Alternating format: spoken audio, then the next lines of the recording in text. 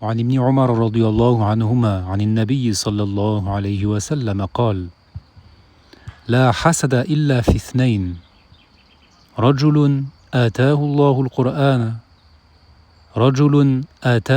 القرآن فهو يقوم به آناء الليل وآناء النهار، ورجل آتاه الله مالا فهو ينفعه آناء الليل وآناء النهار.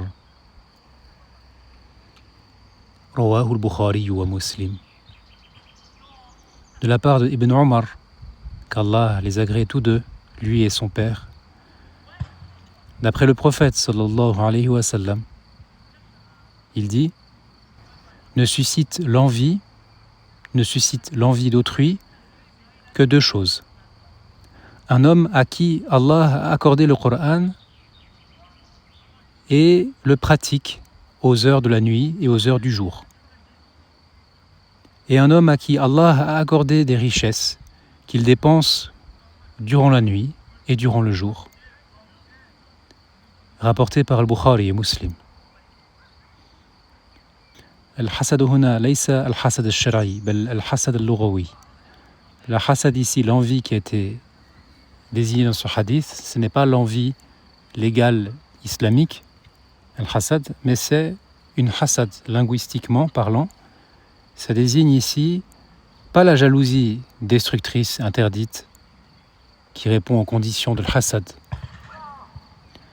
Vouloir que le bienfait de son frère soit diminué ou disparaisse, par exemple, et agir, bimuqtadah, agir de sorte à vouloir nuire à ce croyant, à ce frère. Ça, c'est interdit, c'est la hasad interdite, c'est l'envie qui est interdite.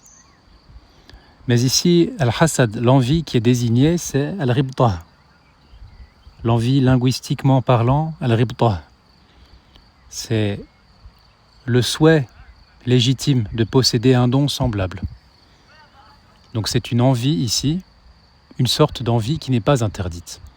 Mais elle est même louable ici. Ceci, c'est se concurrencer pour le bien, c'est tanafus. Et ça, c'est du bien, c'est du khayr. وروينا أيضا من رواية عبد الله بن مسعود رضي الله عنه بلفظ: لا حسد إلا في اثنين، رجل آتاه الله مالا فسلطه على هلكته في الحق، ورجل آتاه الله حكمة فهو يقضي بها ويعلمها. An-Nawawi dit: nous ont également été rapportés les termes suivants de la part de Abdullah ibn Mas'ud radiyallahu anhu. Deux choses seulement suscitent l'envie.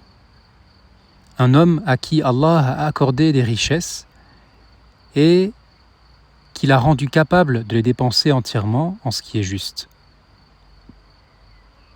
Et un homme à qui Allah a accordé la sagesse, qui juge selon elle et l'enseigne.